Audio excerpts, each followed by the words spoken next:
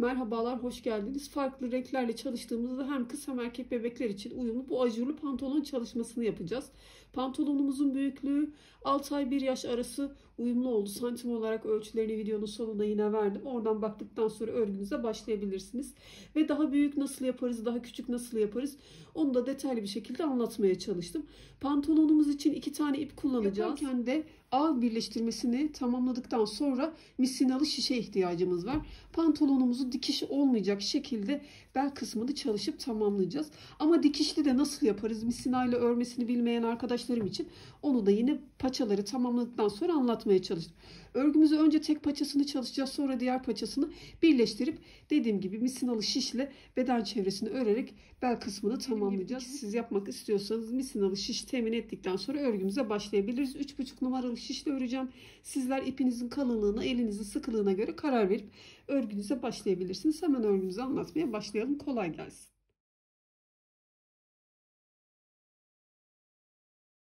Örgümüzde kullanacağımız ipimiz her zamanki kullanacağımız iplerden olabilir. Tercihinize göre sizler ayarlarsınız. 230-240 metre uzunluğunda 3,5-4 numaraya uygun istediğiniz ipleri tercih edebilirsiniz. Bebek iplerini. Koton iplerle de güzel olur. Koton ipleri de tercih edebilirsiniz. Ve kullanacağım şiş numaram da 3,5 olacak. Sizlerin eli sıkı oluyorsa, örgünüz biraz daha sıkı düşüyorsa 4 numarayı da tercih edebilirsiniz. Ben 3,5 numaralı şişime tam 45 tane ilmeğimi attım. Bu ilk sırada ilmekleri atarken çok sıkmadan attım. Buna dikkat edelim. Çünkü sonrasında şöyle paça kısmında pantolonumuzun kıvırıp beraber öreceğimiz bir detay olacak. Bu ilk telini beraber öreceğimiz için kasması, rahat bir örgü sağlaması açısından gevşek gevşek atarak bu ilk sırayı tamamlayalım. Zaten ilmeklerimi attım. 45 ilmeğimi ipimi bağladım. Şöyle ki siz bu detayı yapmak istemiyorsanız 2 diş haraşo sırası da yapabilirsiniz. Şu çalıştığım hırkama kombinlemek için bu pantolon çalışmasında size çalıştığı gibi pantolonun paça kısmında hemen 2 diş haroşa sırası örersiniz. Ondan sonra model kurulumuna başlarsınız tercihinize göre. Bizler şu şekilde bir detay uygulayacağız. İlmeğimizi attık. Örgümün burası benim arka yüzü oluyor. Buradan bütün ilmeklerimi ters olarak örüyorum. Ön yüzden düz, arka yüzden ters olarak 3 sıra olacak şekilde tamamlayalım. Sıralarımı tamamladım. Ön yüzden düz, arka yüzden ters olacak şekilde. Ve arka taraftan baktığımda ters sıram 1, 2, 3 sıra olmuş oldu. Buradan kes dola detayı yapacağız. İlk ilmeği örmeden aldım. Sonra şöyle şişime doladım. Yanındaki 2 ilmeği düz olarak kesiyorum. Dola, 2 ilmeği bir alıp kes. Dola, kes. Bu sırayı da böyle yapacağız.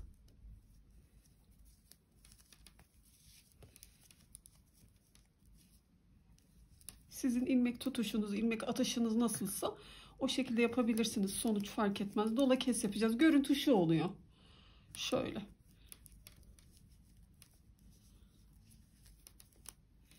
Bir dola, 2 ilmeği bir alıp kes şeklinde sırayı tamamlayalım. İlerledim. En son doladım. Kesme yaptım. Şişimdeki ilmeğim kaldı. Doluyorum. Kalan 2 ilmeğimi kesiyorum. Şişimdeki 45 ilmeği aynı şekilde korumuş oldum. Şimdi örgümü çevirdim. Görüntümüz böyle oldu dediğim gibi. Burada bütün ilmekleri arka yüzde olduğumuz için ters olarak örüyoruz. Ön yüzden düz olarak yine 3 sıra öreceğiz. Sonra birleştirip beraber öreceğiz. İsterseniz o detayı beraber öremeyen arkadaşlarım için sonrasında örgüsünde ilerleyince içeriden dikerek de birleştirebilir. O önemli değil. Sıramı tamamladım. Böyle delikli, ajurlu bir görüntü oluyor. Örgümün ön yüzüne geçiyorum. Burada bütün ilmekleri düz olarak örüyorum. Sıralarımı tamamladım. Hemen ön yüzden saydığımda şu ajurlu delikli olan yerin üstünden düzlere baktığımda 1, 2, 3 sıra görünüyor. Arka taraftan bakalım. Şu arka yüzden geçtiğimiz sırayı da saydığımızda hemen ajur yaptıktan sonra 1, 2, 3, 4 üzerindeki tersime baktığımda da 1, 2, 3 sıra görünüyor. Şimdi örgümün arka yüzünden geçerken hem ters örgülerle öreceğim hem de buradaki birleştirmeyi yapacağım. Bunun için de şuradaki ilk ilmek attığım yer var ya, bunun tek telini alıyorum. İlk ilmek atarak başladım sırayı diyorum yani. Bunu ilmeğimin yanına takıyorum. İkisini beraber örüyorum ters olarak. Zaten burası benim örgümün arka yüzü olduğu için yine karşısına denk gelen yeri Sırayı takip ederek hiç atlamadan birleştirerek örüyorum. Buradaki ipimi, şuradaki gördüğünüz ipimi ilmeğimin yanına takıyorum. İkisini beraber örüyorum. Sırayı takip ederek yapıyorum bunu.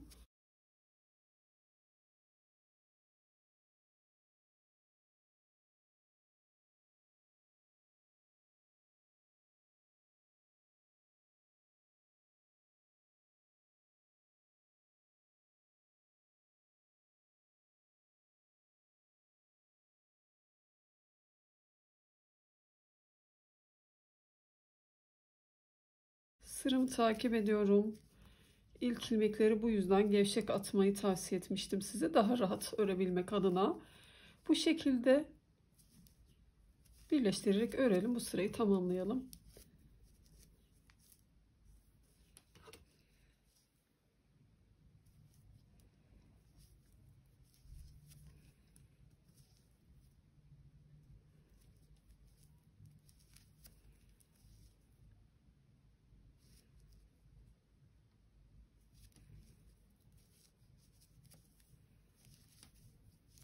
Evet, sıramı tamamladım. Şimdi burası benim örgümün ön yüzü.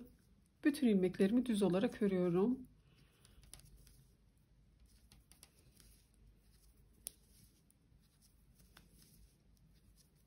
Ön yüzden düz örgülerle sıramı tamamladım. Dediğim gibi buradaki detayı sizler yapmadan, bu tekniği uygulamadan sadece 2-3 sıra haroşa örersiniz ya da lastik yaparsınız, bir ters bir düz. Ondan sonra düz örgülere geçersiniz. Zaten 2-3 sıra düz öreceğiz. Arka yüzden ters tabi. Sonra modelimizi çalışacağız. Şuradaki ajurlu modelimizi çalışacağız. Buradaki detayı sizler isterseniz lastik koyabilirsiniz.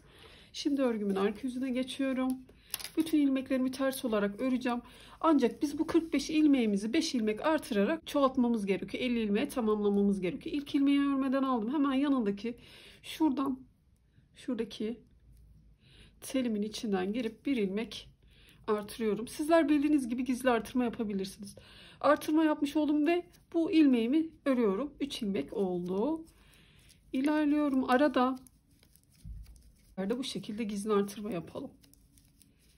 Kaç tane ilmek ördüm bir önemi yok. Şimdi burada bir tane daha bir gizli artırma yapalım isterseniz.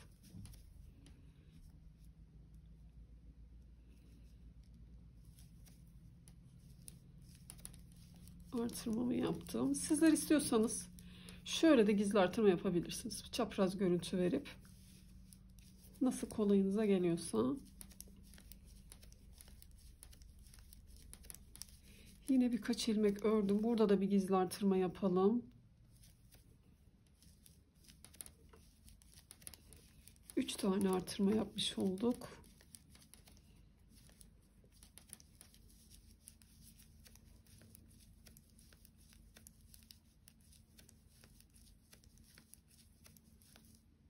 Dördüncü artırmamızı yapalım.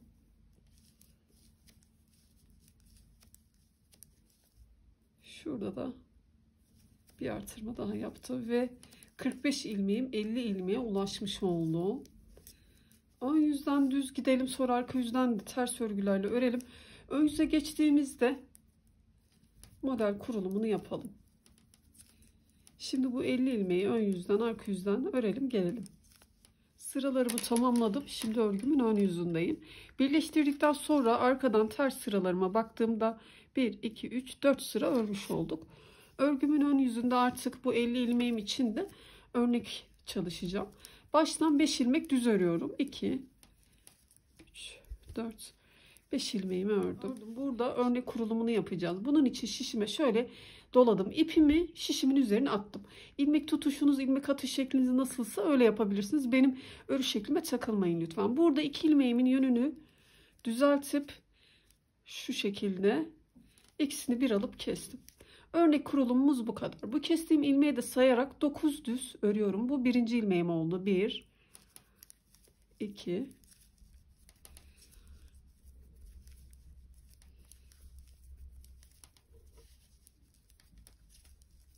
9 düzümü ördüm. Yine burada ipimi şişimin üstüne attım. Yanındaki 2 ilmeğimin yönünü düzeltip ikisini bir alıp kesiyorum. Sizlerin ilmek alış şeklinize göre düzeltmeniz gerekmiyorsa bunu yapmazsınız. Şu görüntüyü vermek için yapıyoruz. Şöyle dışa doğru bir kesme hattı olmasını istediğim için. Bu aşamaya kadar zaten tulumu, hırkayı, bereyi ördüyseniz örneği nasıl yapıldığını biliyorsunuzdur zaten. Devam ediyorum. Kestiğim ilmeği de sayarak 1, 2, 3, 9 düz örüyorduk.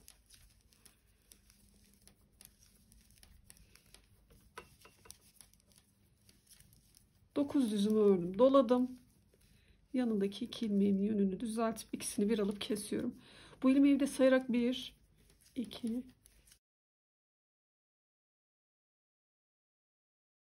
9 düzümü ördüm, bir doladım.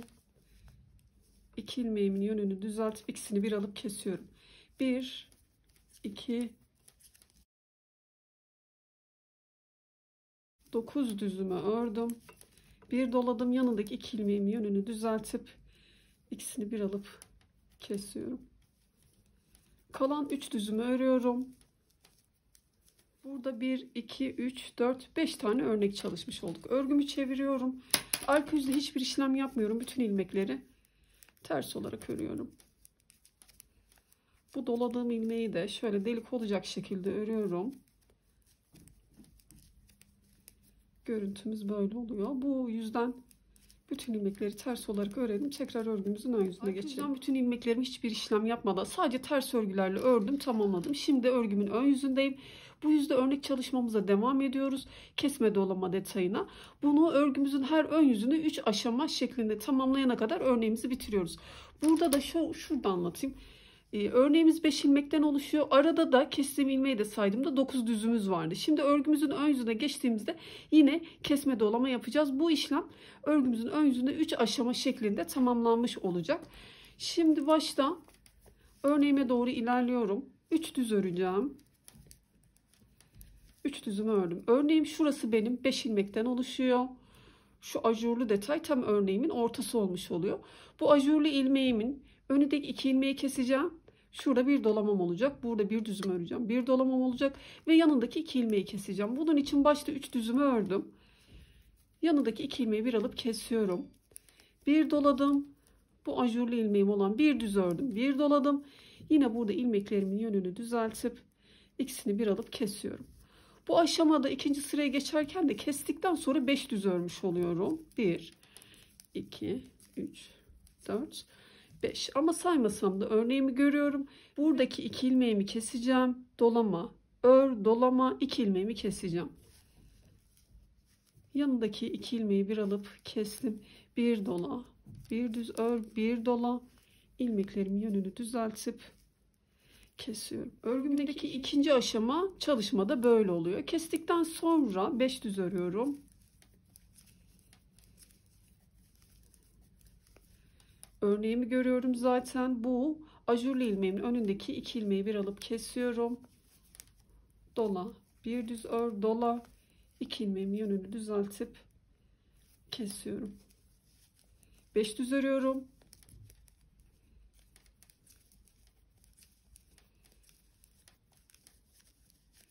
Yanındaki 2 ilmeği kesiyorum. Bir dola, bir düz ör, bir dola.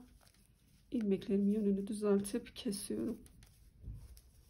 5 düz örüyorum.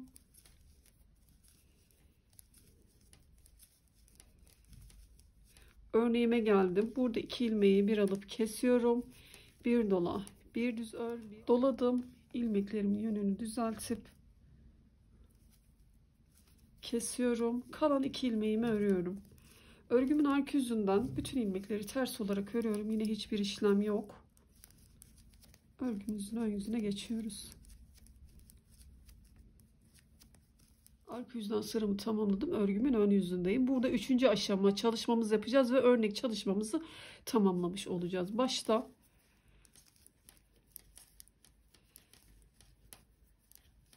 şu ajurlu ilmeğimi de örüyorum. 5 düz örmüş oldum. Buradaki yapacağım kesmeyi de şöyle anlayabilirim. Şurada V gibi görünen kesme hattımın önündeki 2 ilmeği keseceğim. Bir doluyorum. Sonra bu 2 ilmeğimin yönünü düzeltip kesiyorum. Doladıktan sonra kesiyorum. Şimdi aynı modeli kurduğumuz gibi aslında burada öyle bir püf noktamız var. Doladıktan sonra kesiyorduk. Sonra bu kestiğimiz ilmekle 9 düz örüyorduk. Sonra dola kes yapıyorduk. Üçüncü aşamamız da böyle aslında. Şimdi burada kestiğim ilmeği de sayarak 9 düz örmüş oluyorum. 1, 2,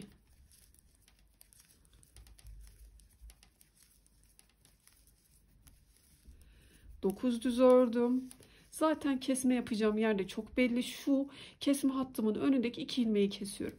Doluyorum. 2 ilmeğimin yönünü düzeltip kesiyorum. Sayarak ilerleyen arkadaşlarım için şimdi kestiğim ilmeği de saydığımda 1, 2,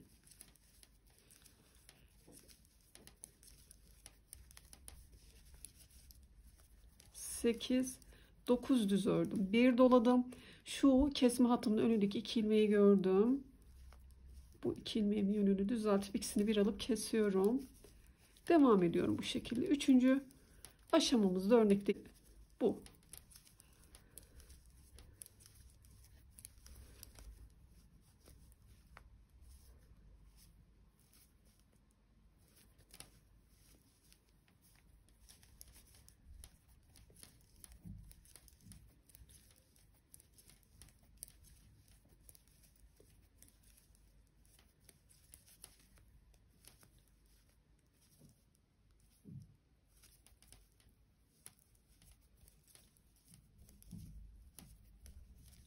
Örgümün arka yüzünde hiçbir işlem yapmıyorum. Yine bütün ilmekleri ters olarak örelim.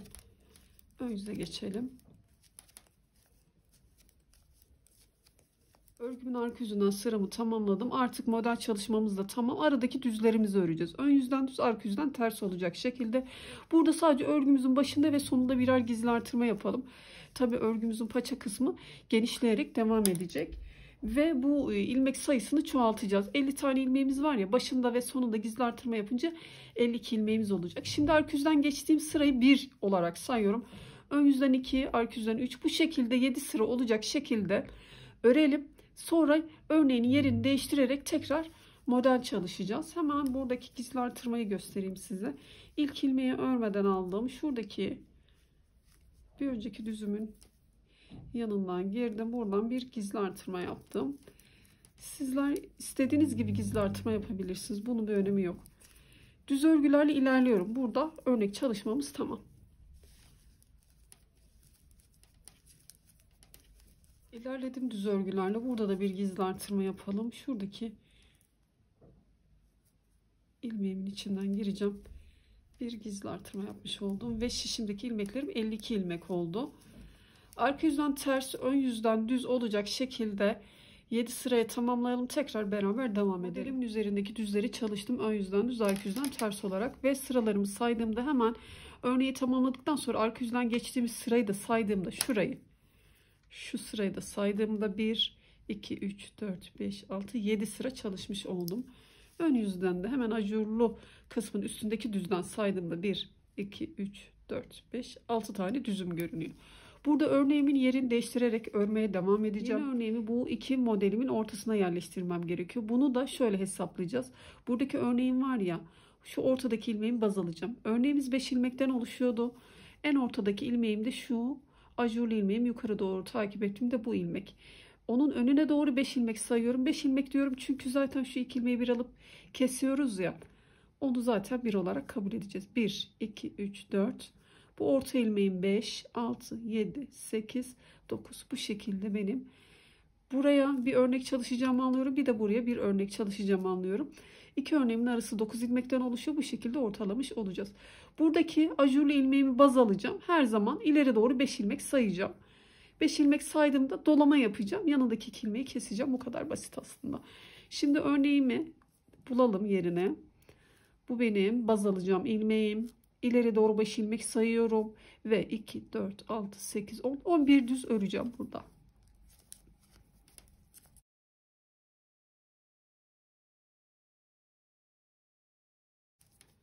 ...11 ilmek düzümü ördüm. Bir dola 2 ilmeğimin yönünü düzeltiyorum. Kesiyorum. Örneğimi kurmuş oldum. Bu ilmeğimi de saydığımda 1,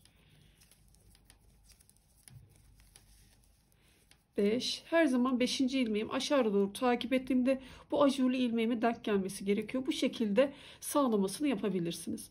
Kestiğim ilmekle beraber 5 düzümü örüyorum. 6, 7, 8, 9. Yeniden örnek çalışacağım. Bir dola, 2 ilmeğimin yönünü düzeltip kesiyorum. Kestiğim ilmeği de sayarak 1, 5. ilmeğimi ördüm. Aşağı doğru kontrol ettiğimde önceki örneğimin tam orta noktası ve doğru yoldayım.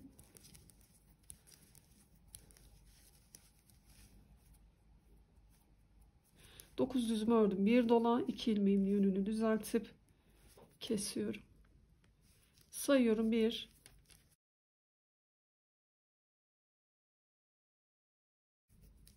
9 düzümü ördüm. Bir dola, 2 ilmeğimin yönünü düzeltip kesiyorum. Burada da bakalım kenarda kaç ilmeğim var? 2, 4, 6, 8, 9. Kestiğim ilmekle beraber 10. Kalan ilmeklerimi düz olarak örüyorum. Örgümün arka yüzünden bütün ilmekleri ters olarak örelim. Tekrar örgümüzün ön yüzünde örneğimizdeki ikinci aşamayı beraber yapalım. Arka yüzden bütün ilmeklerimi ters olarak ördüm. Tekrar örgümün ön yüzündeyim. Örneğime doğru ilerledim. Bunun için de başta 2, 4, 6, 8, 9 düz ördüm. Şurası benim örneğimdeki ilmeklerim. Ajurlu ilmeğim yanındaki 2 ilmeği ve onun diğer yanındaki 2 ilmeği keseceğim.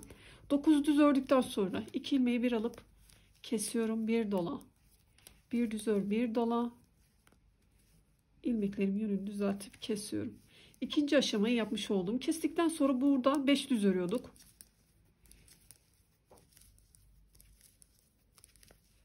Zaten örneğimi gördüm. Şöyle. Buradaki 2 ilmeğimi kesiyorum.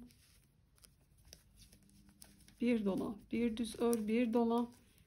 2 ilmeğimi yönünü düzeltip kesiyorum. Bu sıradaki yapılışı da anladık. Sırayı tamamlayalım. Örneğimizi tamamlayalım. Arka yüzden de bütün ilmekleri ters olarak örelim. Tekrar örgümüzün ön yüzünde 3. aşama tamamladım. Ön yüzden ve arka yüzden. Şimdi tekrar 3. aşama örnek çalışmamdayım. Baştan nasıl örneğimi kurduğumda 11 düz örmüştüm ya. Burada da zaten aynı sıralamayla gideceğiz ve keseceğim yeri de görüyorum aslında. Şimdi 3. aşama için 2, 4, 6, 8, 10, 11 düzümü ördüm. Bir dola. Şu kesme hattımın önündeki 2 ilmeğimin yönünü keseceğimi biliyorum. İkisinin yönünü düzeltip bir alıp kestim. Sayan arkadaşlarım için 1, 2, 3, 9 düz örüyoruz.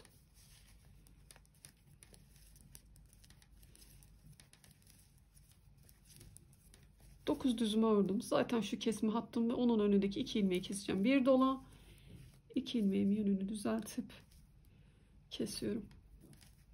Yine diğer örneklerimi de bu şekilde çalışalım. Burada da örneğimizi tamamlamış olduk 3. aşamayı yapınca.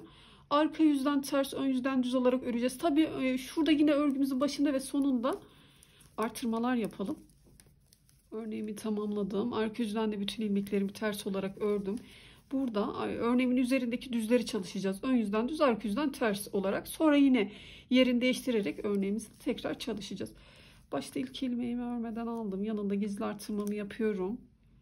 Ortadaki ilmeklerimi düz olarak örüyorum. Yine örgümüzün sonunda bir gizli artırma yapalım. İlerledim. Örgümün sonundaki gizli artırmayı da göstereyim. 2 tane ilmeğim kalıyor. Şuradaki ilmeğimin yanındaki telin içinden girip örüyorum. Tekrar ilmeğimi örüyorum. Artırmamı yapmış oluyorum. Örgümün sonunda da artırma yapınca 54 tane ilmeğim oldu. Biz bu paçamızı tabii ki şurada gizli artırmalar yaptık. 50 ilmekle devam ettik. Sağında solunda artırma yaparak bunu 60 ilmeğe çıkaracağız. 5 ilmek bu tarafta, 5 ilmek bu tarafta, belli aralıklarla artırmaları yapacağız. Aradaki ördüğümüz sıraların bir sayısı, bir standardı önemi yok. Daha geniş çalışmak isteyen arkadaşların paçasını daha büyük yapanlar için söylüyorum. Bu artırmayı sık sık yapabilirler ama 60 ilmekte paça bittiğinde çok dar bir çalışma olmayacak. Bu ölçülerde de devam edebilirsiniz. Sadece belki boyunu uzun çalışabilirsiniz. Büyük yapan arkadaşlarım için söylüyorum. Şimdi belli aralıklarla bu örgümüzün başında sonunda artırmalar yapacağız. Sırası geldiğinde örneğimizi de çalışacağız. Bu örgünün sonundaki her artırmayı göstermeyeyim. Tabii hangi sırada artırma yapacağız onu söyleyeceğim. Devam edelim şimdi. Bu üzerindeki düzleri çalışmaya. Örneğimi tamamladıktan sonra üzerindeki düzlerimi çalıştım ve şişimde 54 tane ilmeğim var. Yine bu sırada da örgümün başında ve sonunda hem örneği kuralım hem birer tane daha gizli artırma yapalım. 56 ilmek olsun. Paçamız çok dar olmasın. Rahat bir çalışma olsun. Şimdi yeniden örnek kuracağız. Onu hesaplayalım. Bir önceki örneğim Ortadaki ilmeğimi buldum. İleri doğru, bu ilmeğimden ileri doğru 5 düzüm burası. 5 düz sayıyorum. Bunun önünde dolama yapacağım. Şuradaki 2 ilmeği de bir alıp keseceğim. İleri doğru baktığımda da 2, 4, 6, 7 düzüm var. Bu 7 düzü öreceğim. Bir gizli artırma yapalım. Bu gizli artırma ile beraber 8 düz olmuş olacak.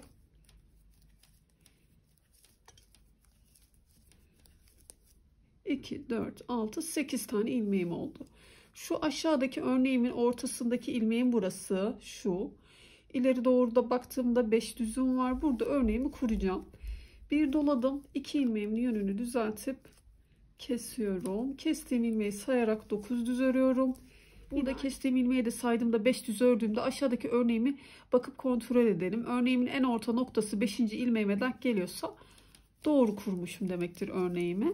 Bu şekilde yaparak devam edelim. Nasıl olsa anlaşılır oldu. Hepsini tek tek göstermeme gerek yok. Anlamayan arkadaşlarım biraz daha geri sarıp örneği tekrar çalıştığımız yere gelip oradan çalışmaya devam edebilirler. İşte örgünün sonunda da yine gizli artırma yapacağımızı söylemiştik. Zaten modelimizi örerek devam edelim. Tekrar kuracağımız zaman beraber devam ederiz. Sizinle beraber başladım. Örneği bitirdim. Örneği bitirdikten sonra üzerindeki düz sıralarıma geldim. Burada yine şu an şişimde 56 tane ilmeğim var. Örgümün başında ve sonunda gizli artırma yapacağım. Başka bir detay yok. Yine ilk ilmeğimden sonra yanında gizli artırma yapıyorum. Ortadaki bütün ilmeklerim düz. Sonunda da bir artırma yapalım ve 58 ilmekle devam edelim. Sıralarımda ilerledim. 58 ilmekle ön yüzden düz, arka yüzden 7 sıra ördüm. 8. sırayı geçerken yeni modelimizi çalışacağız. 1, 2, 3, 4. modeli çalışacağız. Şöyle baktığımda bunun önüne de çalışabiliriz ama kenara denk geleceği için ben ilerledim. Burada iki örneğimin arasında çalışacağım. Sizler tercihinize göre burada da örnek kurabilirsiniz.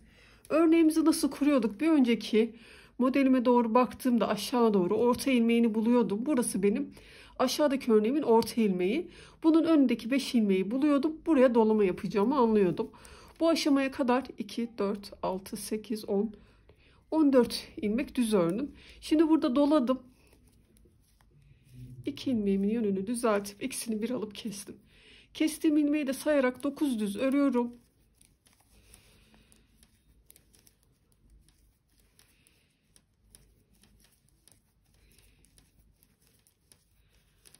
Dokuz düzümü ördüm. Bir doladım. 2 ilmeğimin yönünü düzelttim. Bu şekilde yine tekrar model çalışmasına başlamış oluyoruz. Yerleştirerek devam edelim. Burada da isterseniz buraya çalışmayabilirsiniz. Ben şu iki örneğimin arasında çalışacağım. Kalan ilmeklerimi düz ilmek olarak öreceğim. Yine bu örneğimizi zaten sıralamasını biliyoruz. Tamamlayalım. Dördüncü örnek çalışmamı da tamamladım. 1, 2, 3, 4 ve üzerindeki düzlerimi çalışacağım şimdi. Bu aşamada 58 ilmekle devam ediyorduk biliyorsunuz. Yine örgümüzün sağında ve solunda gizli artırma yapalım. 60 ilmekle paçamıza devam edelim. Bu ara ara yaptığımız 5 ilmek bu tarafta artırdık, 5 ilmek bu tarafta artırdık ve 10 ilmek artırmış olduk. Göz kararı olacak şekilde ara ara, bu aradaki ördüğüm sıranın bir önemi yok, onu demek istiyorum. Sizler mesela kendi isteğinize göre, daha büyük yapmak isteyen arkadaşlarım, katlayıp bakarsınız, daha sık sık artırmalar da yapabilirsiniz. Veya daha dar olmasını isteyen arkadaşlarım da daha seyrek bir artırma yaparlar. Tabii ki sonrasında birleştirdikten sonra bu örnek sıralamasında denk gelmesine dikkat edecek şekilde artırmalarınızı tamamlarsınız. Birkaç sıra ördük sağında solunda, yine birkaç sıra ördük sağında solunda o artırma yapmak suretiyle 60 ilmeğe ulaşacağız. Şimdi bu sıraya geçerken zaten örneği tamamladık. Düz örgülere geçtik. Burada örgümün başında gizli artırmamızı yapalım yine. Gizli artırmamı yaptım. Örgümün sonundaki gizli artırmayı da yapacağım. 60 ilmekle devam edeceğiz. Aradaki düzlerimizi örelim.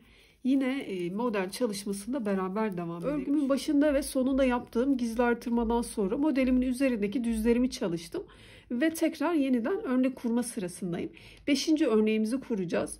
Ve bunun içinde başta şişimde 60 ilmeğim var. 2, 4, 6, 8, 10 ilmek düz ördüm. Hemen şişime doladım. Yanındaki 2 ilmeğimin yönünü düzeltip örneğimi kurdum. Bu sıralamayla Beşinci model örneğimizi de çalışalım. Tek paçamızı tamamlamış olacağız. Sonra aynı şekilde diğer paçamızı öreceğiz. Şimdi 2, 4, 6, 8, 9 düz ördüm. Bir dola, 2 ilmeğimin yönünü düzeltip kesiyorum. Bu 5. örneğimizi de bu şekilde tamamlayalım. Sıralarımı tamamladım. Son örnek çalışmamda bunu da tamamladım. 3. aşama sıramı geçtim. Arka yüzden de bütün ilmekleri ters olarak örüyoruz ya. Şimdi bu haliyle artık her iki paçamı da birleştireceğim ve bel kısmına öreceğim. Hemen ölçüsünü vereceğim. Genişliğini soran arkadaşlarım oluyor. Onun için genişliğine baktığımda 27 santim, 27-28 santim arası. Uzunluğu da 19 santim çalışmış olduk. Bu ölçüler sizin ipinize, elinize sıklığına, kullandığınız malzemeye göre değişir biliyorsunuz. Şimdi bu paçamızı ördük ve aynı şekilde, aynı sayılarda, aynı artırmayla, modeli aynı yerleştirme şekliyle diğer paçamızı da ördük. Hiçbir değişiklik yok. Aynı uzunluğa geldik. Burada da ipimi kopardım. İpim burada. En son örnek çalışmamı yaptım. Arka yüzünden sıramı ördüm. Burada ipimi kestim. Bu tarafa bakıyor. Aynı şekilde örgüm de burada böyle, her iki ipimin yönü de bu tarafa bakıyor. Şimdi A ortası birleştirmem için buradan ileri doğru örgümün ön yüzünden gelip ilerlemem gerekiyor. Bunun için şimdi bu paçamdan, örgümün ön yüzünden düz örgülerle ilerliyorum. Sonra birleştirme yapacağız.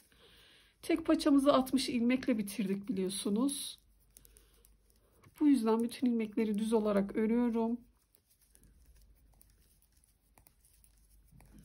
İlerledim. Burada bağlamam gerekiyor.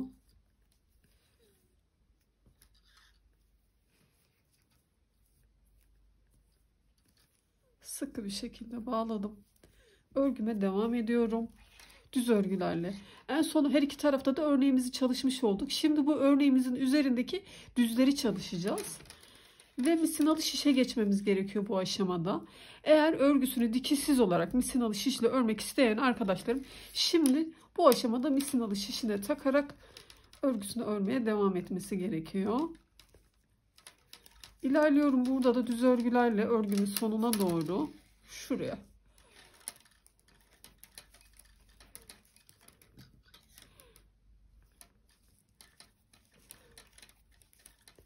Her iki paçamı da misinalı şişe aktarmış oldum. Bu aşamada örgümüzü birleştireceğiz. Şöyle yuvarlak örgü olarak örgümüze devam edeceğiz. Şişimizde toplam ilmeğimiz oldu. Eğer ki sizler misinalı şişle örmek istemiyorsanız, pantolonun arkası ortasında dikiş olarak ilerlemek istiyorsanız hiç misinalı şişe de aktarmadan normal şişle örgünüze devam edebilirsiniz. Bu yüzden düz örgülerle öreceksiniz. Sırası geldiğinde modelimizi çalışacaksınız. Arka tarafı çevirdiğimizde de bütün ilmekleri ters olarak öreceksiniz. Bu şekilde bu 120 ilmeği çalışarak gerekli derinliğe gelene kadar öreceğiz. Ama yuvarlak örgüyle örmek isteyen arkadaşlarım misinalı şişe aktarmış oluyorlar bu sırada ve örgü tekniğiyle de pantolonumuzu çalışmış olacağız. Ben buradaki pantolon çalışmamda misinalı şişle örmemiştim. Arka ortası dikişli olmuştu. İsterseniz böyle de çalışabilirsiniz ama dikişsiz de nasıl yaparız onu burada da yine tekrar öğrenelim. Şimdi dikişle örmek isteyen arkadaşlarım bu şekilde normal şişle de örebilirler. Arka yüze geçecekler bu aşamada. Bütün sırayı ters olarak örecekler. Zaten ortadaki ön yüzden düz, arka yüzden ters örme sırasındayız. O şekilde bildiğiniz gibi paçayı çalıştığımız gibi sadece ilmek sayımız fazla olacak şekilde gerekli uzunluğun gelene kadar bel kısmına kadar öreceğiz. Misinalı şişle devam eden arkadaşlarım için ben o şekilde göstereceğim. Elimde benim aslında 60 santim 80 santim misinalı şişim var. Yuvarlak örgümü yaparken çok daha rahat öreceğim şiş uzunluğum var. Ama sizlerin elinde bu santim ölçülerinde misina olmayabilir. Bazen soruyorsunuz benim elimdeki 1 metre misinalı şiş nasıl yapacağım diye. Bu kısa örgülerde 1 metre nasıl kullanırız onu da daha önce bir videomda çalışıp göstermiştim. Ama burada da yine beraber örelim. Şimdi yuvarlak örgü yapmam için bu iki ucumun bir araya gelmesi gerekiyor. Örgümü şu şekil çevirdim. Ve misinamın bol kısmını şöyle örgümün herhangi bir yerinden çıkarıyorum. İki ucunu da getirmek için bunu yapıyorum. Ve örgümün ön yüzü bende olacak şekilde şimdi birleştirmiş oldum. Devam ediyorum. Örgümü sürekli ön yüzünde kalacağım. Düz örgülerle ilerleyeceğim şimdi. Bu arada buraya bir işaret takalım. Örgümüzün beden çevresini sıramızı tamamladığımızı anlamak amacıyla bu işareti takalım. Şimdi düz örgülerle ilerliyorum. Yine model çalışmasına kadar nasıl 7 sıra örüyorduk, 8. sırada örnek kuruyorduk. Aynı şekilde yapacağız.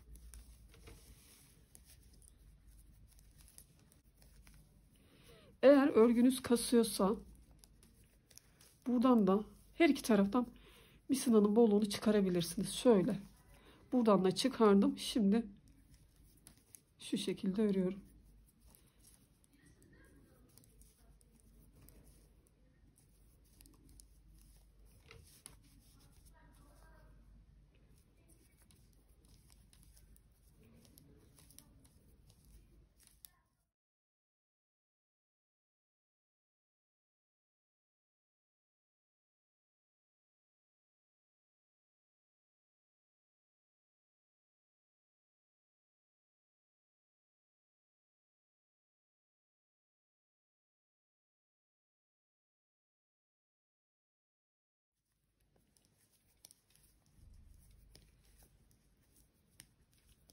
Burada şu kablomu şuradan çekiştiriyorum. Yine iki şişimin ucunu denk getiriyorum.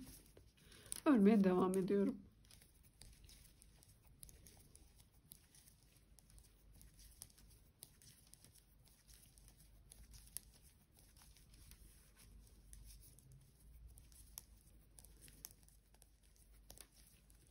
İşaretimi taktığım yere geldim.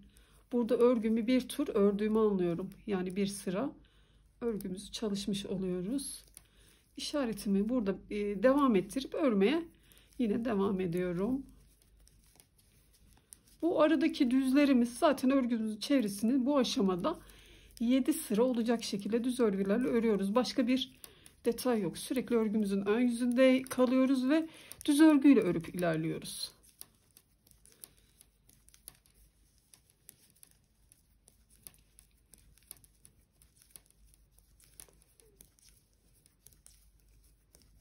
Yine kablomu bol çıkardığım yere geldim. Hemen burada da şöyle çekiyorum. Şuradaki ipimi gevşek bırakmadan normal bir sıkılıkla örmeye devam ediyorum.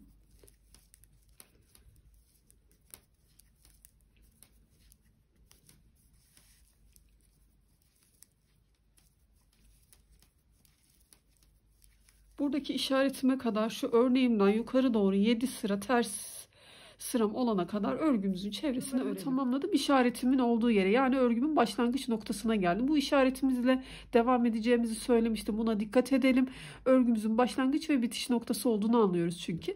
Ve düz örgülerle ilerliyoruz çünkü örgümüzün ön yüzündeyiz ve misinalı şişle örüyorsak sadece düz örgüyle ilerleyeceğiz. Sırası geldiğinde de örneğimizi çalışacağız. Şimdi örneğimizi çalışma sırasındayız ve içeriden şu modelimden yukarı doğru şuradaki ters sıramı da saydığımda hemen ajurlu ilmeğin üstündeki 1, 2, 3, 4, 5, 6, 7 sıra çalıştığımı görüyorum. Burada örneğimi çalışacağım.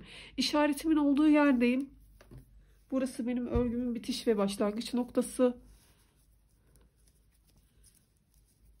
Örgümün sonuna geldim. İşaretimi geçirdikten sonra hemen bakıyorum örneğimi nerede kuracağım. Şurası benim baz alacağım ilmeğim. Bir önceki örneğimin en orta ilmeği. İleri doğru 5 ilmek sayıyorduk. 2, 4, 5. Şurada dolama yapacağım. 2, 4, 5 tane düz örmem gerekiyor. İşaretimden sonra 1. 5 düzümü ördüm. 1 dola, 2 ilmeğimin yönünü düzeltip kesiyorum. Kestiğim ilmeği de sayarak 9 düz örüyorum. 1, 4, 5. ilmeğim aşağı doğru kontrol ettiğimde örneğimin orta ilmeğine denk geldiğini gördüğümde doğru yoldayım, ilerliyorum. 9 düz sayacaktım. 9 düz ördüm. 1 dola, 2 ilmeğimin yönünü düzeltip kesiyorum. İşaretime kadar bu sıralamayla örneğimi kurarak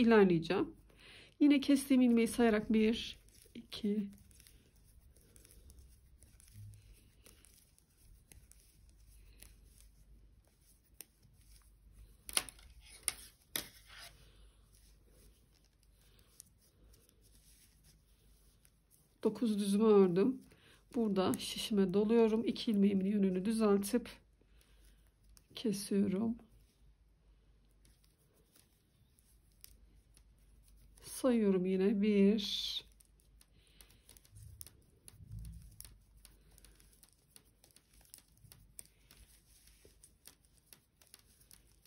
9 düz ördüm. Bir dola 2 ilmeğimin yönünü düzeltip kesiyorum. 5. ilmeğim bir önceki örneğimin ortasına denk geldiğini görüyorum. Bu sıralamayla kontrol ederek işaret taktığım yere kadar örnek kurulumunu yaparak devam edelim. Turumu tamamladım. Örneğimi yerleştirerek en sonda örneğimi ördüm ve şöyle aradaki sıraları saydığımda kestiğim ilmeği de 1, 2, 3, 4, 5, 6, 7, 8, 9 tane tam da yerleştirmem denk geldi. Bu 120 ilmeğimde. Eğer sizin örneğiniz tam yerleşmiyorsa, ilmekleriniz eksik veya fazla geliyorsa benimle aynı yaptıysanız doğru şekilde ilerleyeceksiniz, ama sayıların değişik başlayan arkadaşlarım örnekler denk gelmiyorsa şöyle A ortasında artırma yaparak örneklerinde denk gelmesini sağlayabilirsiniz. Hem de buradaki alanı da biraz daha geniş çalışmış olursunuz. Buradaki örgümde ben ortada ilmekleri artırınca hem de örneklerimin sıralamasını denk getirmiş oldum. Böyle yaparak örneğinizin yerleşmesini sağlayabilirsiniz. Burada benimle beraber kıyaslayabilmeniz için işaretimden itibaren kaç tane örnek çalışmışım? 1, 2, 12 tane örnek çalışmış olduk. Şimdi ne yapıyorduk? Normalde bizler örgümüzün arka yüzünden geçip bütün ilmekleri ters olarak örmemiz gerekiyordu. Burada sadece örgümüzün ön yüzünde kaldığımız için bu aşamada örgümüzün ön yüzünden hiçbir işlem yapmadan bir tur düz örgülerle bu işaretime kadar öreceğim. Arka yüzden geçtiğimizi farz edelim. Şimdi kurduğumuz örneğin üzerinden hiçbir işlem yapmadan bütün ilmekleri düz olarak işaret taktığım yere kadar örüyorum.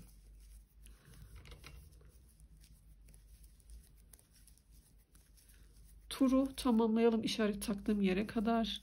Sonra ikinci aşama örnek çalışmamızı yapacağız. Mesela kablomu uzun bıraktığım detay tam örneğimin ortasına denk geldi.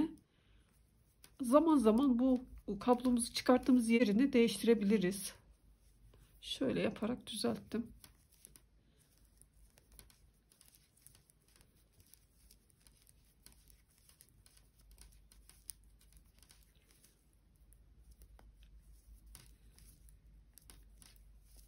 Bütün ilmeklerimi düz olarak sıramı tamamladım. İşaretimi taktığım yerdeyim. Şimdi örneğim için ikinci aşama kurulumundayım. Şurası benim örneğimdeki 5 ilmeğim. Bu ajurlu ilmeğim önündeki 2 ilmeği bir alıp kesiyorum. Bir dola, bir düz ör, bir dola. 2 ilmeğimi yönü düzeltip kesiyorum. İkinci aşamada kestikten sonra 5 düz örüyorduk. Öyle de anlayabilirsiniz. 1, 2, 3, 5 düz ördüm. Şöyle örneğimi gördüm. Hemen yanındaki 2 ilmeğimi kesiyorum. Bir dola, bir düz ör, bir dola.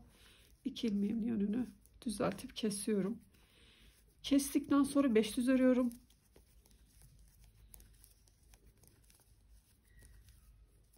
Örneğimi gördüm. Yanındaki ajurlu ilmeğimin yanındaki 2 ilmeği kesiyorum.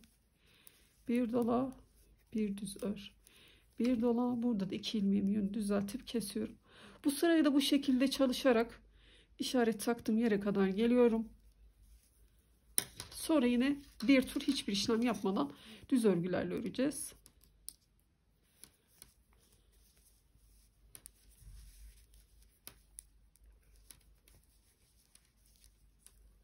Burayı gevşek bırakmayalım. Şuradaki örgümüz bozulmasın. Zaten hiç belli bile olmuyor.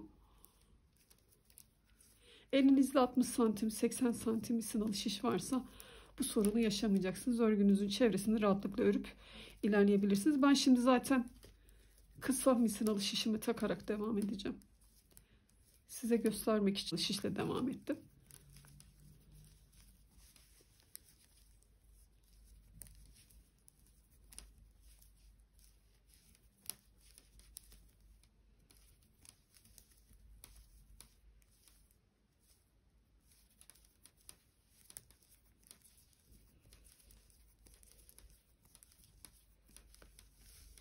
Örneğimdeki ikinci aşama sıramı geçtim. Şimdi işaretimin olduğu yere geldim. Burada işaretimi geçirdikten sonra bir tur hiçbir işlem yapmadan bütün ilmekleri düz olarak örüyorum. Sonra örneğimdeki üçüncü aşama çalışmasını yapacağız. İşaretime kadar bütün ilmekleri düz olarak örüp gelelim. Sıramı tamamladım. Örgümün başlangıç noktasına geldim. İşaretimi geçirdim. Şimdi örneğimdeki üçüncü aşama detaydayım. İlerliyorum. Kesme yapacağım yere kadar. Kesme hattımın olduğu yere V gibi görünen örneğimin önündeki iki ilmeği keseceğimi biliyorum. Ondan önce doluyorum. Yanındaki iki ilmeğin yönünü düzeltip kesiyorum. Kestiğim ilmekle beraber 9 düz sayıyordum. Sayan arkadaşlarım için.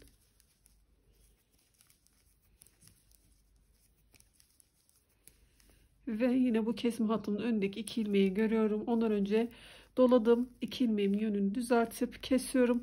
Bu sırayı da böyle tamamlayacağız. Sonra zaten burada örneğimizi tamamlamış oluyoruz. 7 sıra düz çalışmamızı yapıyoruz. Sonra örneğin yerini değiştirerek yine devam edeceğiz. Sıralarımı tamamladım. İşaretimin takılı olduğu yere geldim. Burası benim örgümün başlangıç ve bitiş noktası. En son örneğimden sonra düz sıralarımı çalıştım. Arka yüzden takip ettiğimde 7 sıramı ördüm. Tekrar örnek çalışacağız. Yerini kaydırarak yapacağız. Burası benim örgümün başlangıç noktası olduğu için hemen bu sıradaki önümdeki örneğin orta ilmeğini baz alarak devam ediyorum. Şuradaki benim orta ilmeğim, ileri doğru saydığımda burası 5 düzüm. Tam da işaretimin takılı olduğu yere denk geldi. Bu işaretimi burada koruyorum. Şimdi şişime doladım. 2 ilmeğimin yönünü düzelttim. 2 ilmeği bir alıp kestim. 9 düz örüyorduk kestiğim ilmekle beraber. 2, 3, 4, 5. ilmeğim alttaki örneğim tam ortasına denk geldi. Nasıl olsa ilk kurulumu yaptık. Yerleştirerek devam edelim bu sırayı. Nasıl kurduğumuzu öğrendik, anladık zaten. Örneği yerleştirerek işaretime kadar geldim ve bir tur tamamlamış oldum.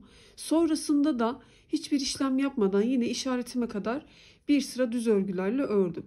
Şimdi örneğimdeki ikinci aşama yerindeyim. Burada işaretime kadar ilerledim. İşaretime kadar geldiğimde tam örneğimin ortasına denk geliyor buradaki işaretim. Bunun bir önemi yok. Bu arada ikinci model kurulumunda da 12 tane örnek çalışmış olduk. Şimdi bu örneğimin tam ortasına denk geldi ya. Şurası benim ikinci sırada çalışacağım 5 ilmeğim. Hiç önemli değil. İşaretimi aynı yerde koruyordum. Bu ajurlu ilmeğimin yanındaki 2 ilmeği bir alıp kestim. Bir doladım. İşaretimi geçiriyorum. Buradaki düzümü örüyorum. Bir doladım. Yanındaki 2 ilmeğin yönünü düzeltip kestim. Kestikten sonra 5 düz örüyorum. Örneğimi gördüm. Yanındaki 2 ilmeği kesiyorum. Bu sırayı da bu şekilde geçeceğiz. Sonra hiçbir işlem yapmadan yine bir tur öreceğiz. Sonra üçüncü aşama örneğiyle devam edeceğiz. Sıralarımı tamamladım. Örneğimdeki ikinci aşama sıramı geçtim. Sonra turu tamamlayınca üzerine hiçbir işlem yapmadan düz örgülerle ördüm. Tekrar işaretimin olduğu yerdeyim ve üçüncü aşama detayındayım. Burada işaretime kadar geldim. Şöyle işaretimi geçiriyorum. Şuradaki V gibi hattım önündeki 2 ilmeğimi keseceğim. Burada doluyorum işareti geçirdikten sonra. 2 ilmeğimin yönünü düzeltip kesiyorum. Üçüncü aşama detayına başlamış oldum.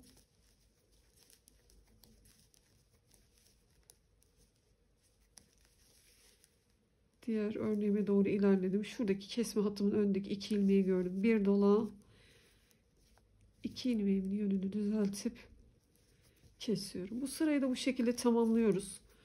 İşaretime kadar geldiğimde zaten üçüncü aşamayı tamamladığımızda örneğimiz bitmiş oluyor. Üzerine olan düzleri çalışacağız. Sonra tekrar örneğimizin yerini değiştirerek devam edeceğiz.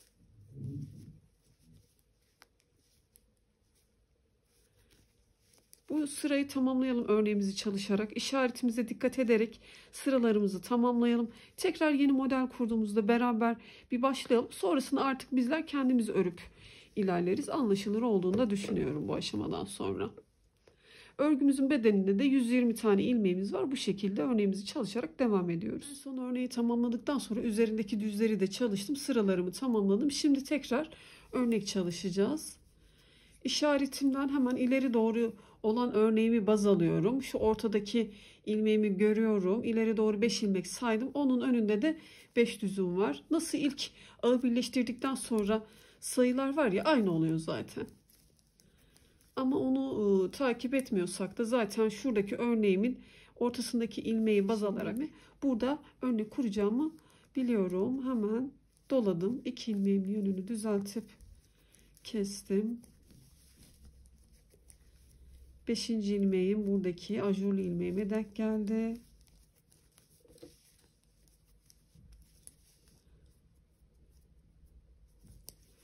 Dokuz düz örmüştüm. Kestiğim ilmekle beraber doladım. 2 ilmeği bir alıp kesiyorum. Yine bu sıralamayla örnekleri bu şekilde yerleştirerek sıramızı tamamlıyoruz. Örgümüzün başına geldiğinde işaretimiz olduğu yere sonra hiçbir işlem yapmadan bütün ilmekleri düz olarak örüyoruz. Tekrar örgümüzün başlangıç yerine geldiğimizde örneğimiz için ikinci aşama detayına geliyoruz. Bu şekilde sıraları tamamlayalım. Örneği tamamlıyoruz. Aradaki şu yukarıdaki düzleri örüyoruz. Yine modelin yerini değiştirerek devam ediyoruz. Buradaki çalıştığımız detay yine şu işaretimin takılı olduğu yere denk gelecek. Sayılar zaten aynı şekilde birbirini takip ederek devam edecek. Bel kısmı için yeterli derinliğe gelene kadar bizler örüp ilerleyelim. Bundan sonra da göstermeme gerek yok. Şu A ortası dikişini de yapabilirsiniz bu arada. Örgümüzü çeviriyoruz.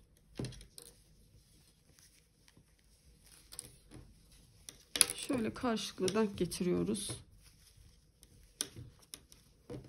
Bildiğiniz bir dikişle şuradan başlayıp buraya doğru zaten dikişimizi yapacağız.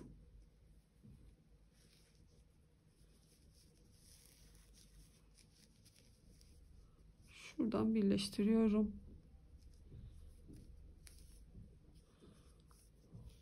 Ucunda kalan ipim vardı. Onunla dikiş yapayım. Sonra devam ederim ipim bitince. Yeni ip takıp.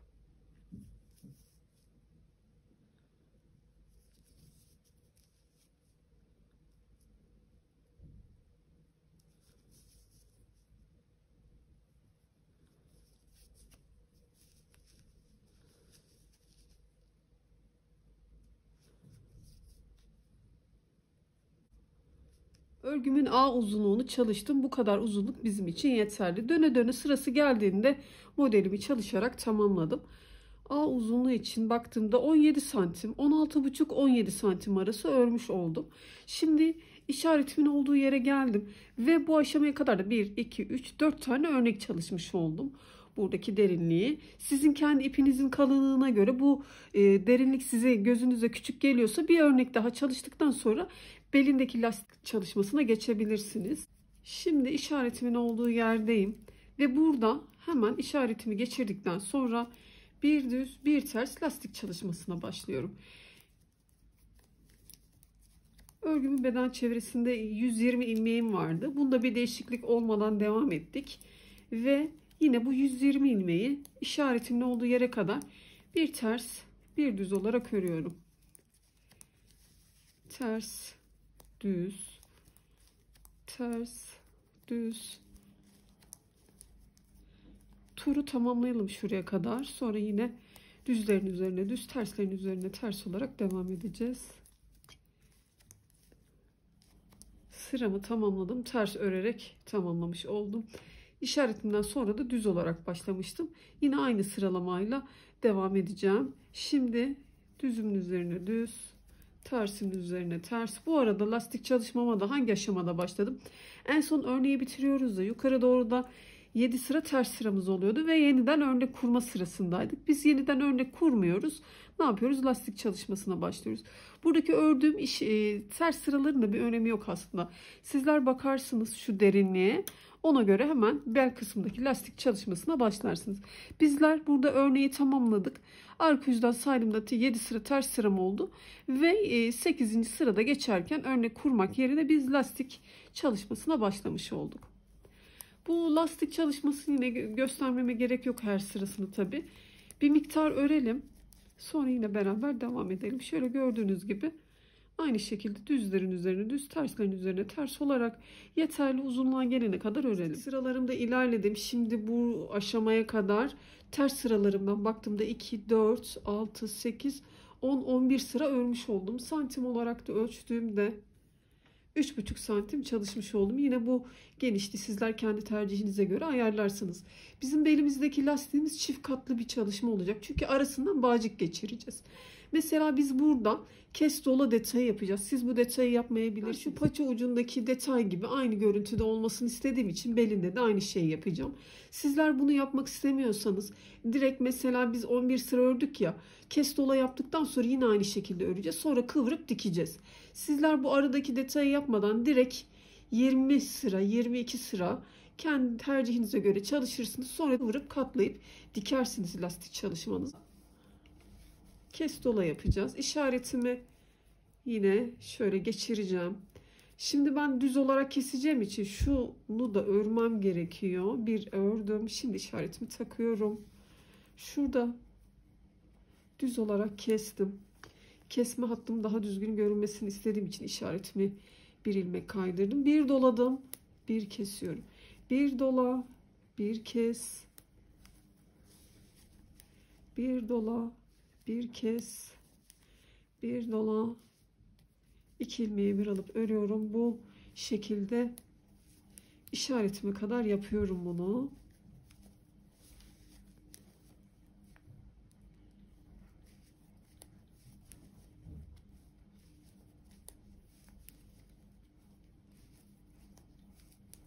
Şöyle bir görüntü oluyor.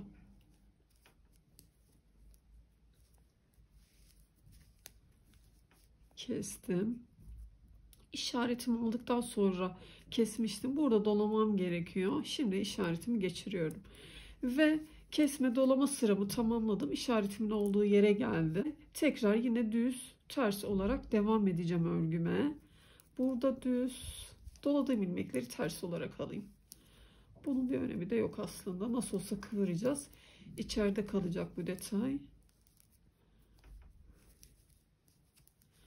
Bir ters bir düz olarak örgümüze devam ediyoruz.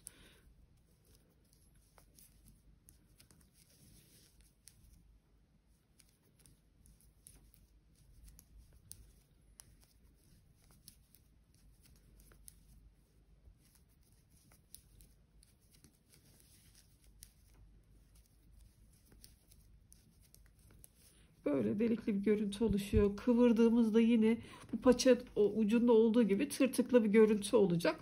Bu hale almasını istediğimiz için tekniği uyguladık. Devam edelim. Sıramı tamamlarken yine göstereyim. Ve kes dola detayındaki sıramı tamamladım. İşaretimi geçirip devam ediyorum. Yanındaki ilmeğim düz, ters, düz, ters. Sıralarımı tamamladım. Kesme dolama yaptıktan sonra da 10 sıra ördüm. 11 sıra ördüm. Kesme dolama yaptım. 10 sıra ördüm. Çünkü kıvırıp katlayacağımız için şöyle biraz pay olsun bir sıra. Burada dikiş yapacağız. Çünkü o yüzden 11 sıraya tamamlamadım. Şu haliyle santim ölçüsünü vereyim. Şuradaki tek kesme dolamayı yapmadan da lastik çalışmanızı yapabilirsiniz. O haliyle de kıvırıp dikebilirsiniz. 7 santim çalışmış olduk. Burada artık işaretle işim bitti. Bütün ilmeklerimi keseceğim.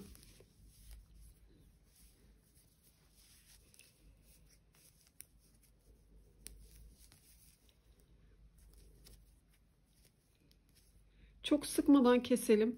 Dikiş yapacağız ya, kasmasın. Biraz esnek bir kesme tekniğiyle burayı kesip bitirelim. Bildiğiniz gibi kesme yapabilirsiniz. Bu fark etmez.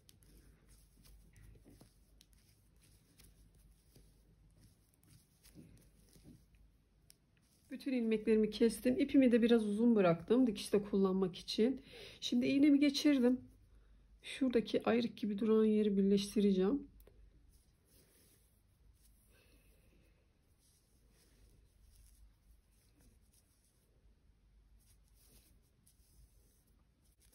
Rastgele o açıklığı birleştirdim. İçeri doğru kıvırıyorum. Hemen bunun hizasına karşısına gelen yeri buluyorum. Kaydırmadan Şu kestiğim yer var ya, tel. Bunun her bir telinden geçirerek dikeceğim. Şu lastik başlangıç kısmına doğru indiriyorum. Dikişimi yapıyorum. Ön tarafa çıkmayacak bir şekilde bildiğiniz gibi dikebilirsiniz.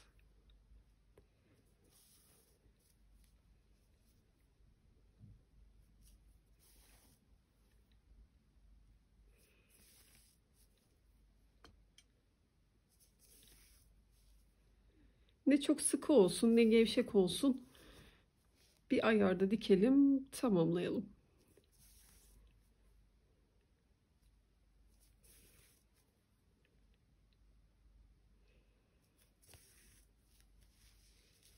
Hemen şuradaki hizadan bu ters sıramın her sırasından takip ederek dikiyorum.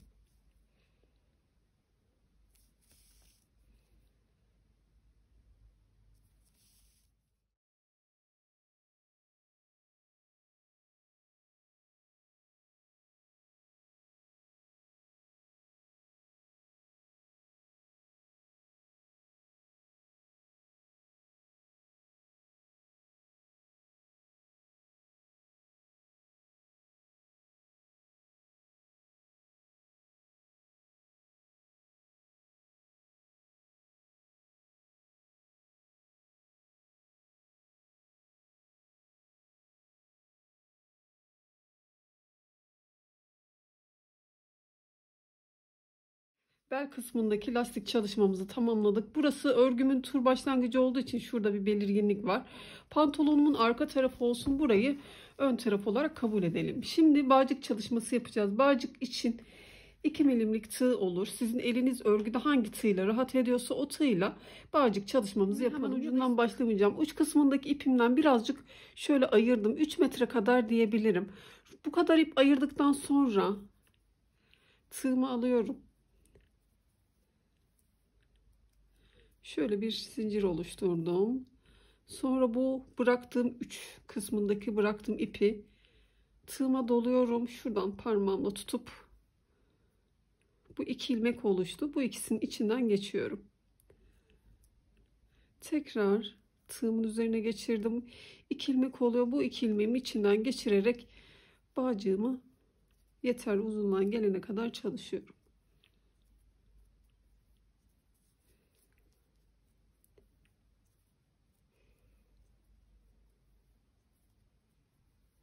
İstediğiniz teknikle bağcık çalışması yapabilirsiniz.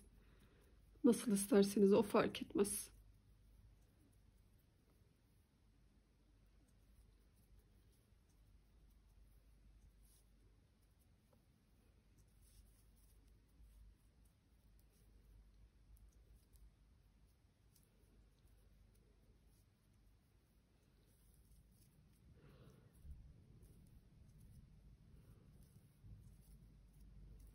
Evet, bu kadar uzunluk yeterli.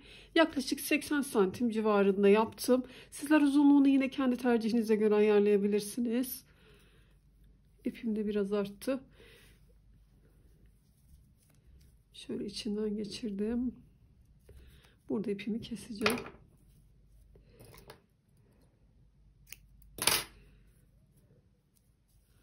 Burada bir düğüm atalım.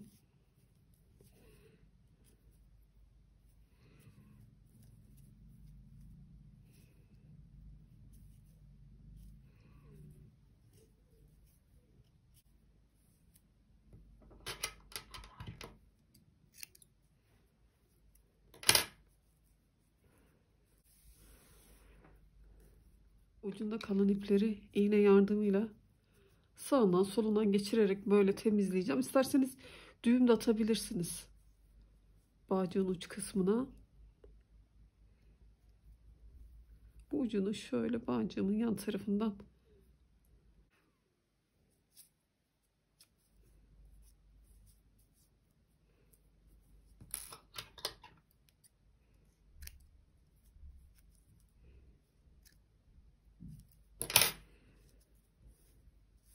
bağcığımı çengelli iğne yardımıyla bel kısmına takacağım şimdi.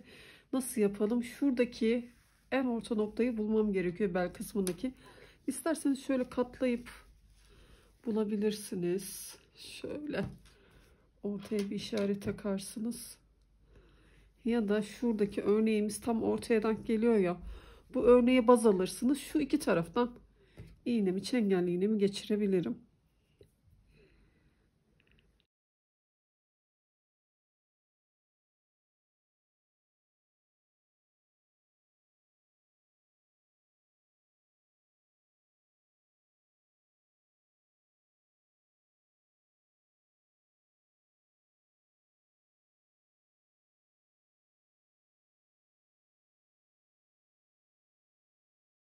İlerledim. Şu ortada iki düzüm kalacak şekilde.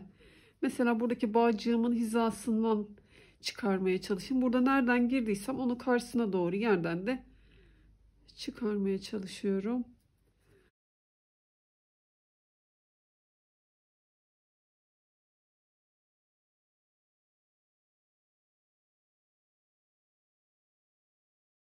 Tamamladığımız pantolonun son ölçülerini vereceğim, bitmiş halini. Tüm boyu 36-37 santim arası oldu. Genişliği 26 santim. Şu bel kısmından A kısmına doğru 19 santim, 19,5 santim görünüyor. Hemen paça uzunluğuna bakalım. 18 santim. Şu tek paçanın genişliğine bakalım.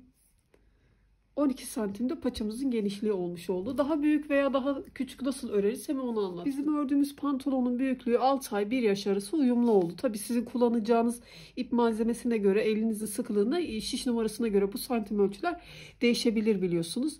Şimdi bizler pantolonumuzu paça kısmını 45 ilmekle başlamıştık.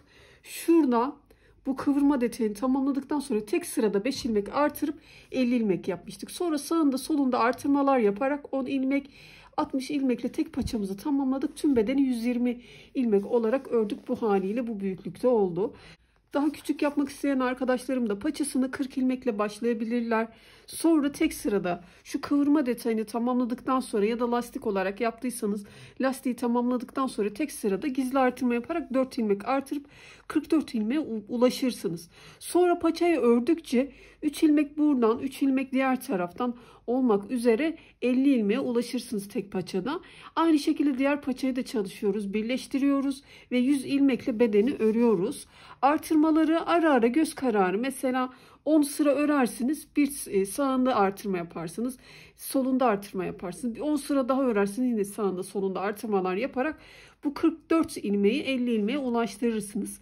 Paça boyunu da kendi tercihinize göre uzunluğunu ayarlarsınız. Sonra hemen ağ birleştirmesini yaparsınız. Daha büyük yapmak isteyen arkadaşlarım da 2 yaş olabilir. Paçasına 55 ilmek başlayabilirler. Yine lastik çalışmasını tamamladıktan sonra tek sırada 5 ilmek artırdığında 60 ilmeğe ulaşacaklar. 5 ilmek sağında, 5 ilmek solunda, 10 ilmek paçayı ördüğümüz sürece 10 ilmek artırırsınız. Tek paçayı 70 ilmekle tamamlarsınız. Aynı ölçülerde, aynı sayılarda diğer paçayı da tamamlıyorsunuz ve birleştirdikten sonra da bedeninizde 140 ilmeğiniz oluyor. Bu şekilde de daha büyük pantolon elde edersiniz. Tabi uzunluğunu da yine bebeğinizin herhangi bir kıyafetine ölçersiniz. Ona göre çalışın. Geldiğince tüm detaylarıyla anlatmaya çalıştım. Umarım faydalı bir video olmuştur. Yaptığınız örgülerinizi, tecrübelerinizi benimle yorumlarda paylaşabilirsiniz. Ve abone olarak, aboneliklerde ücretsiz biliyorsunuz. Daha farklı çalışmalarda yine beraber öreriz. Videomu buraya kadar izlediğiniz için teşekkür ederim. Tekrar görüşmek üzere. Hoşça kalın.